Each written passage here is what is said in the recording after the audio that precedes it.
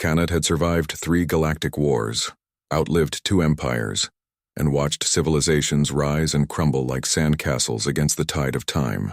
At 217 years old, ancient by human standards even with modern longevity treatments, he had learned that trust was a currency more valuable than any credit in the known universe. Which was why he lay perfectly still in his bunk aboard the Serpent's Embrace, breathing in the slow, rhythmic pattern of deep sleep, while every nerve in his body screamed at attention. The Dragon Lady sisters had taken him aboard their ship 3 weeks ago, plucking his escape pod from the debris field of the Battle of Kronos Gate. Bella and her sister Cyrax were Drakari, a species humanity had encountered only 5 years prior, towering reptilian beings with iridescent scales that shifted colors with their moods and intelligence, that rivaled the ancient AIs of Earth's golden age. They had been kind, too kind. Kanat had learned long ago that kindness without reason was either genuine compassion, a rarity in the cold void of space, or a prelude to something darker. He needed to know which. So tonight, he had palmed the sleep inducer they'd offered with his evening rations, faked swallowing it, and waited.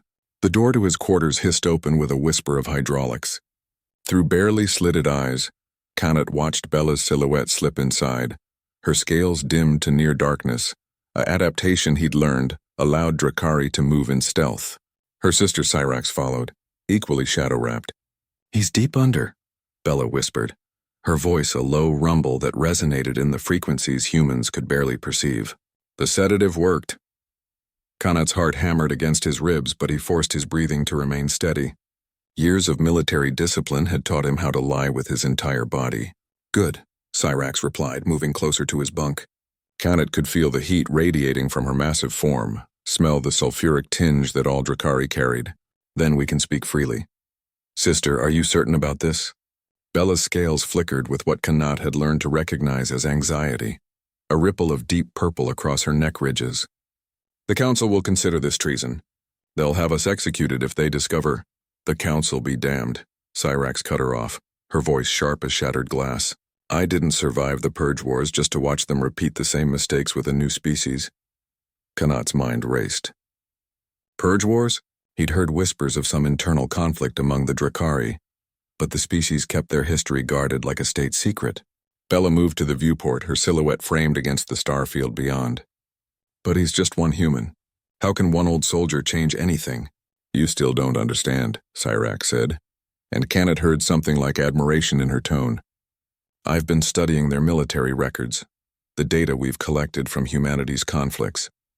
This old soldier is Kanat Reeves, the butcher of Tau Ceti, the ghost of Europa, the man who held the line at Proxima Station for 47 days against impossible odds." Kanat felt a chill despite himself. Those weren't titles he wore with pride, they were scars, memories of desperate times when survival meant becoming something monstrous. "The Council wants to classify humanity as a Class 4 threat," Bella said quietly. "They want to contain them, limit their expansion, maybe even preemptively strike their core worlds before they become too dangerous." The words hit Kanat like a plasma bolt, his species in danger of extermination, and he was lying here playing possum while these two debated his people's fate. "That's why we need him," Cyrax continued. "The Council fears humanity because they don't understand them. They see the wars, the violence, the aggression. They don't see what I've seen in the data, the sacrifice, the loyalty, the insane, beautiful stubbornness that makes humans throw themselves into fires to save strangers. So our plan is," Bella prompted. "We take Kanat to the neutral worlds," Cyrax said firmly. "We let him testify before the Galactic Assembly. We show the Council and every other species watching that humanity isn't a threat to be eliminated. They're allies to be respected. Maybe even feared a little, but in the right way." Bella's scales flickered through a spectrum of colors: doubt, fear, hope. "And if we fail? Then we die as traitors," Cyrax said simply. "But at least we die knowing we tried to prevent another genocide. The Elders always taught us, a species that forgets its own persecution is doomed to become the persecutor." Silence fell over the room like a shroud. Kanat felt moisture gathering at the corners of his tightly shut eyes, not from fear, but from an emotion he'd thought burned out of him decades ago: hope. "He's testing us." "You know," Bella said suddenly, and Kanat's blood turned to ice. "What? The old human?" He's testing us. I noticed he palmed the sedative. His breathing pattern is wrong, too perfect, too controlled. He's been awake this whole time. Kanat heard Cyrax's sharp intake of breath, then a sound that might have been laughter. Clever ape. No wonder he survived so long. Should we? Bella began. No, Cyrax interrupted. Let him process. Let him decide if he trusts us. She raised her voice slightly. And when you're ready, Kanat Reeves, come find us on the bridge.